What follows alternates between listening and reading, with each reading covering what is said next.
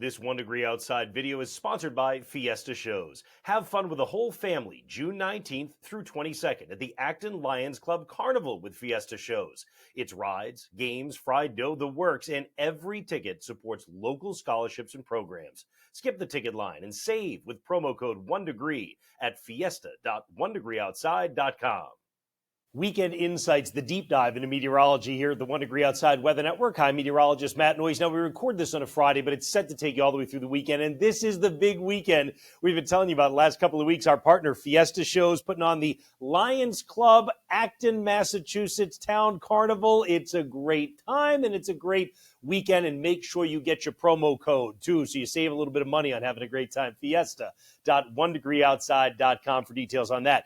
Beach and boating or golf, if that's more your thing, make sure you're a 1 Degree Outside enthusiast. Danielle and I doing the regular discussions for both beach and boating and for golf, along with dozens of daily maps. More on that at membership.onedegreeoutside.com. Here's what's coming up in this video. We're going to talk about comfortable air that'll be with us here on Saturday, humidity coming back on Sunday. A couple of shower chances we'll highlight for you, and there's a lot of 100-plus temperatures coming on Tuesday in particular of this upcoming week. You say, well, what about rainfall? Well, just over the course of the weekend, we're talking about, yes, some rain that'll fall in New England. See, what's happening, and we talked about this in pattern predictions way back at the beginning of the week, but when you get into the transition zone into the heat, you tend to get showers and storms. So we're going into that transition zone. Again, the weather map on Saturday, not bad. There may be an isolated shower or storm that pops up, and we'll take a look at that in just a moment. By Sunday, we're starting to bring the heat and humidity back, and by the time we get to Monday and Tuesday, high pressure establishing both at the surface and high in the sky down across the mid-Atlantic, and that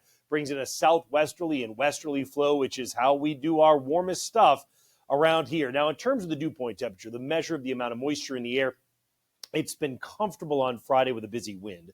The wind quieting now. Saturday, still pretty comfortable. Look at this. Even by the time you get to Saturday evening, some spots start to get the dew point climbing up to the upper 60s. Most of us, 60 to 65. Little bit of humidity, not bad. Even on Sunday, as you get out toward midday, all right, starting to come up a little bit. Vermont has made it back up to a 70-degree dew point. But watch this. That's at midday. By Sunday, late in the day or early evening, whoo, you're right back in to the tropical air again. So Sunday really is the day that it comes back in. It's with us all the way through Monday and Tuesday. Notice the reprieve coming into northern Maine on Tuesday.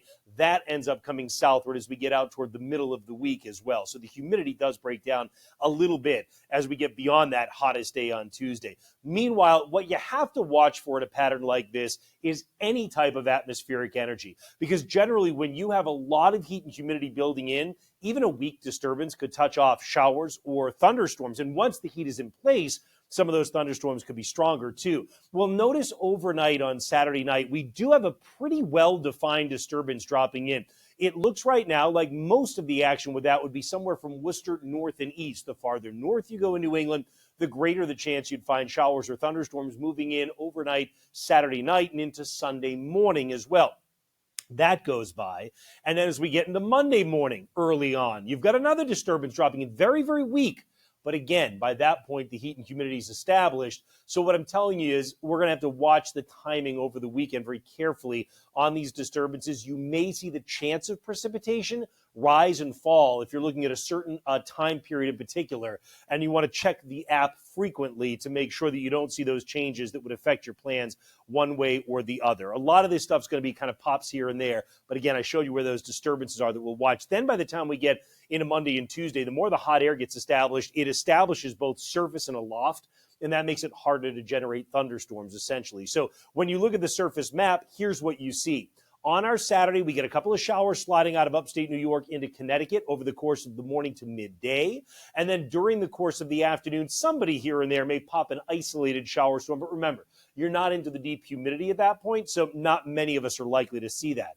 Then overnight, Saturday night, or really pre-dawn Sunday morning into Sunday morning, that's your better chance of getting showers and thunderstorms developing, especially again the farther north or east that you are. I think once we get past midday, that energy's gone. The sunshine comes out more and more. That's when the sweltering heat comes back. And while there may be an isolated storm late in the afternoon, Most of us probably don't deal with that. Best chance of that would be up in the mountains. Then as we get into Monday, again, early on, you're not seeing any rain forecast here, but I showed you've got that one last disturbance. So I'm going to keep an eye on that to make sure that it doesn't get a little bit beefier as it comes in. And then as we get into Monday and Tuesday during the course of those days, that's when you get into the real big heat. And that's that cold front we looked at that eventually comes in around midweek or so.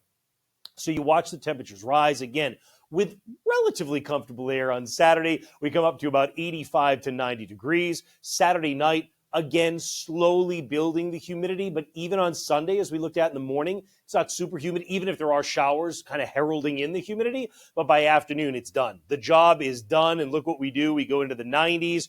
You've got humidity. It will feel like 95 degrees in a whole bunch of spots. Monday, 90s to 100 degrees. The Queen City of New Hampshire may hit 100. Poughkeepsie, New York may go to 101. Hartford, Springfield, about 99 or 100, and we're only just getting started.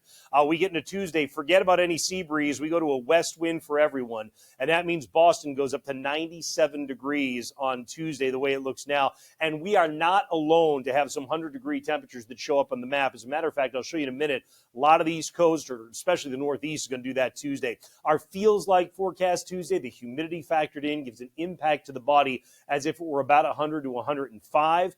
And again, up and down the East Coast, Philly, New York, Richmond, all able to hit or get above the century mark during the course of the day Tuesday. That is the bulk of the heat. As I mentioned, there'll be a little bit of a reprieve that comes in after that. You can track it all with our app. It's totally free, and it's for you. It's 5 stars on the App Store and Google Play. Just search 1 degree outside weather. All right, that's how it looks for now. Have a great weekend. We'll see you with a weekend update, though, early on Saturday morning.